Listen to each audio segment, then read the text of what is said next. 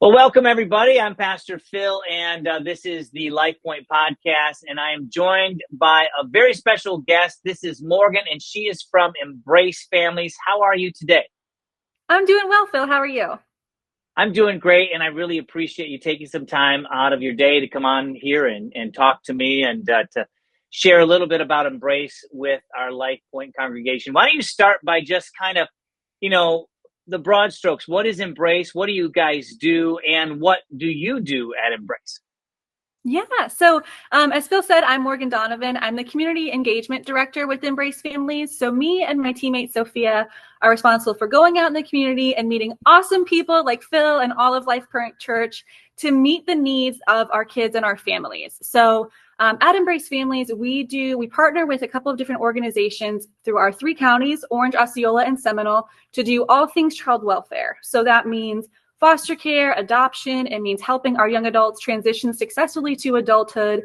And it also means a lot of prevention work to help keep our kids safe at home with their parents. So we have several programs that are designed to address the root cause of whatever is leading to that instability or potentially unsafety of our kids.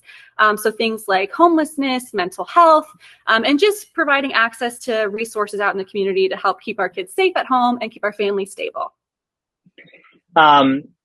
I had talked to you and Sophia. It's probably, I don't know, maybe it's been 4 or 5 weeks now, but we've done some work with Embrace. Most of the people watching or listening will know that, last couple of Christmases, I believe, we've done gifts for the young adults. But we talked recently because we were like, or at least we were saying we wanted to get more involved with Embrace. And one of the parts of the conversation I found fascinating was you guys were sharing some of the myths about foster care. And a lot of it was new to me because I've only, I don't know much about it. And there's things I hear maybe even on the news.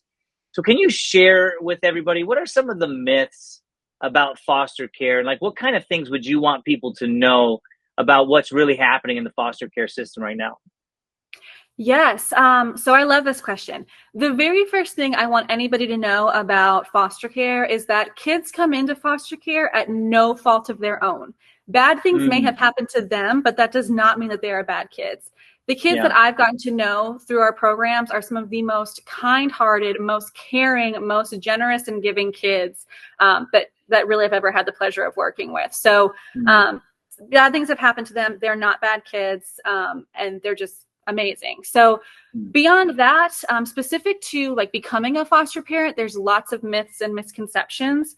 So a couple that I want to clarify are that you can be a single parent. You don't have to be married. You don't have to own your home. You can rent. You don't have to be a stay-at-home parent. You just have to be able to commit some, probably more time than beyond your own kids to different appointments like therapy and family visits, potentially sibling visits, things like that. Oh, you mean to be a foster parent? To be a foster parent. Oh, okay. Yep. Got you. Right. Okay. Yep. And then also you can have your own kids too, and then take in some of our kids and love them and be a big family together. Another big expectation that a lot of people don't recognize about being a foster parent is that the goal of fostering is always to reunify the kids with their parents. Our goal at Embrace Families is to keep our kids intact and keep them safe and stable. So this means sometimes working alongside the biological parents to help in almost like a mentoring role to help them address whatever's going on, in addition to our case management partners. But just help them make it be a smooth transition back home. And a lot of times then this allows the foster parent to stay in touch with the kids after they go back home, which is a win-win for everybody. Yeah. Yeah. See, for some reason I assumed, and maybe it's just because of like movies I saw or whatever, but that was like, number one, it was like foster kids would go into the foster program and then that's it. They would be in the foster program forever. And that's what you guys were telling me was, no, it's usually a temporary situation. Maybe there's a parent who's got some issues. Maybe there's an arrest or jail time or some drug abuse or something like that. And so you'll take the child in or the children in for a period of time while those parents are getting things worked out. But the goal is always to get the kids back into the family, or at least with other family members, right?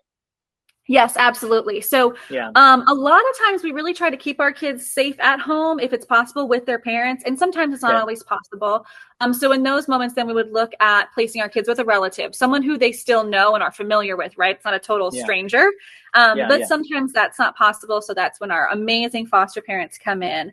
But like you just mentioned, the whole goal is to bring them back home to their parents. And so there's a lot of relationship building. There's a lot of resource generation. There's a lot of ongoing support from our case managers, the Embrace Families team, and our foster parents themselves to kind of help our Yeah. parents. Whatever issue is there, we want to address it and bring the kids home. So speaking about foster parents, this is the next event that we're going to do together is your Parents Night Out event. It's coming up. It's September 24th, I believe. Is that right? Yes. Yes, September 24th is a Friday. No, it's a Saturday night. Mhm. And the idea is the LifePoint people are going to volunteer to take care of the foster kids so that the foster parents can go out and have a night out and, maybe take, relax, rest, recuperate. Tell us about that and how important is that for the foster parents?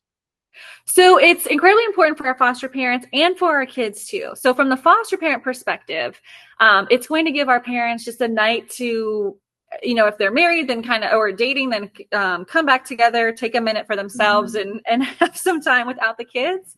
It could also be, hopefully it's a fun date night out or a movie, or it could just be they go back home and watch their favorite show in peace for 3 hours and it's the best night of their life. Yeah, I mean, it's funny because my kids are grown now, but I remember having little kids, and I was fortunate enough to have like my parents nearby, so they Yeah. could, you could send them off for the weekend or the night. But I feel like in this situation, there's foster parents, they have their own kids maybe, and foster kids, and I'm sure it is like very busy. So the idea is we're just going to bless those foster parents just for a night. We're even going to pay for their night out so that they can go out and and enjoy a night. What are we thinking? Do you know how many foster parents we might have? How many kids? I know we've been talking about it a little bit, but best guess.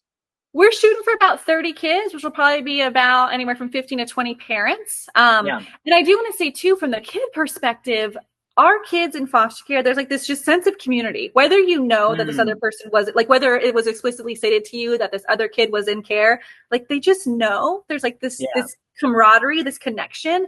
So while the parents are going to have an awesome night out full of fun or relaxation or laundry or whatever, our kids are going to be having a blast with your team, just being with one another. And I love that you guys too have opened it up to our foster parents' biological children. Like really anybody is invited. It's a true night out and we're so grateful. It's going to be a blast. Yeah, I think, what we've been telling our congregation, and if you're listening and watching, we're going to have a fun night with the foster kids and every kid that shows up. So we're going to have fun. We're going to do games. We're going to do, I think we're doing taco night for food. There might be, a little bit of a movie at some point, but it's going to be a nice night. So even though we're volunteering, plan to have a good time. That's the goal. Yeah. Now, do you know, I don't know if you have this statistic or maybe you can just ballpark it, but how many foster kids and families is Embrace serving right now? Is that something you would know off the top of your head? Yep. So right now, I want to say in any day, we have about 3,200 kids that are in out of home care. So that includes our family, our kids living with relatives or non-relatives, like a coach, a family friend, a teacher, and then with our foster family. So, and throughout the year, we serve about 9,000 kids total in some way or another.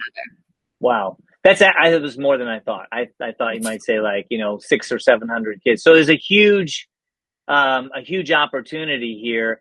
Can you tell us a little bit about, because maybe some people listening or watching are like, well, what can I do? I want to do the parent night out thing. And there's other things coming that we've got planned. We're talking about some stuff around the holidays, but I know there's a need for mentors, first of all.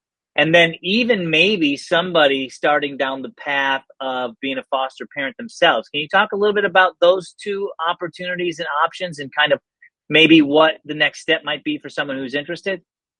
Yes. So I have to start really quick with LifePoint Church has been such an amazing partner for us. You guys are Mm. legends among all of Oh. Embrace families with how you support our 18 to 23-year-olds over the holidays. So Mm. we appreciate you. You guys are absolutely amazing.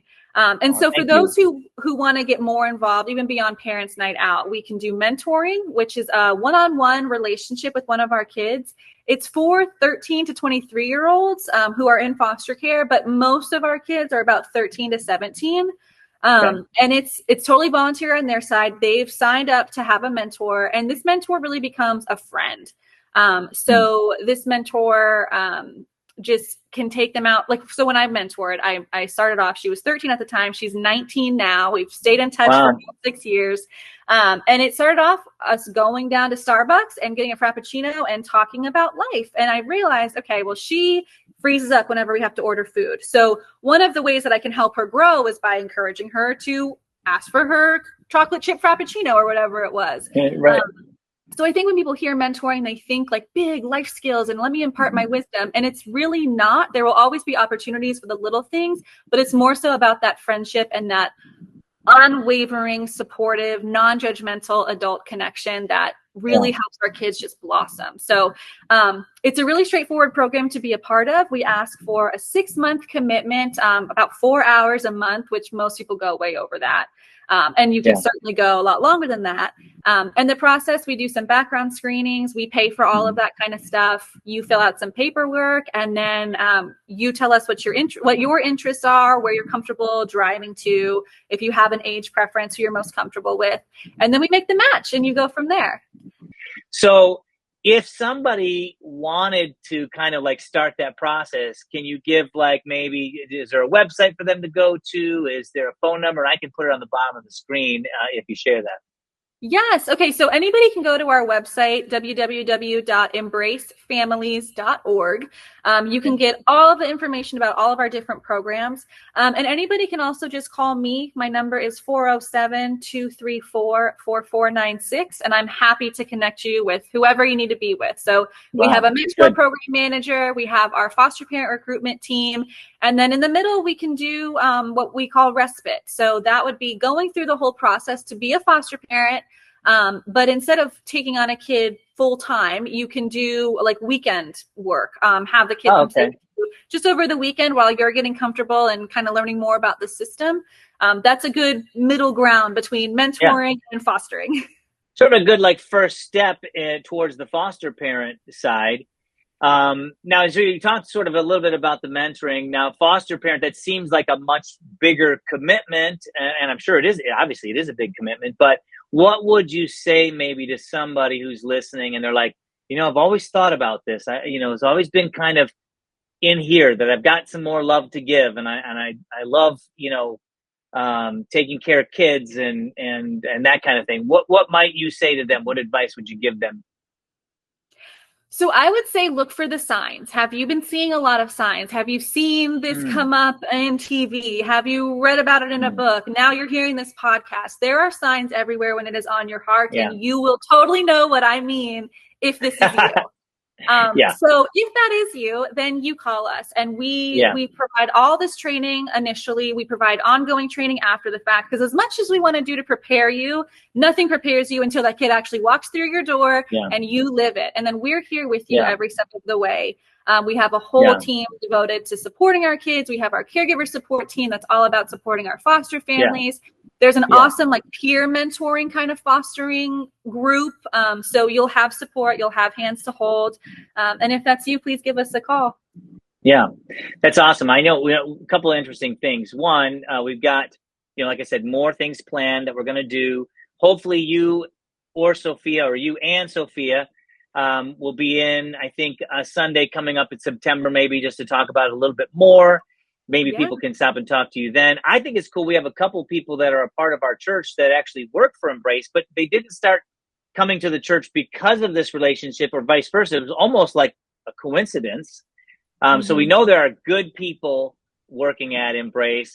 You and Sophia have been amazing, I think, as well. You can see your dedication. You can see your heart. Obviously, it's more than just a job for you, which I love. that. So we're really looking forward to some stuff in the future. I really appreciate you coming on to talk a little bit. Like I said, if anybody has some questions, I'm going to keep that number and the website on the bottom of the screen. And, I would say as your pastor, like, pray about it. Look for the signs, see if God's moving you that way. And then if you have questions, I'm sure that Morgan doesn't mind if you give her a call, ask some questions, because maybe it's for you.